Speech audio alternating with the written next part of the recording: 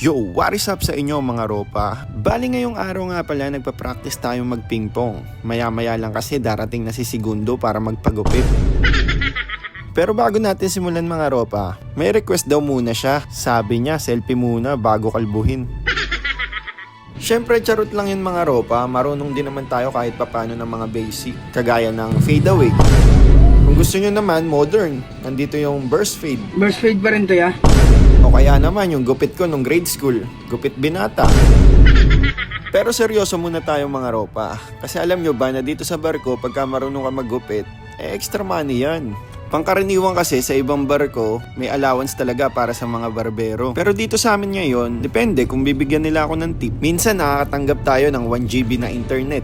Nagkakahalaga yun ng $18 per GB.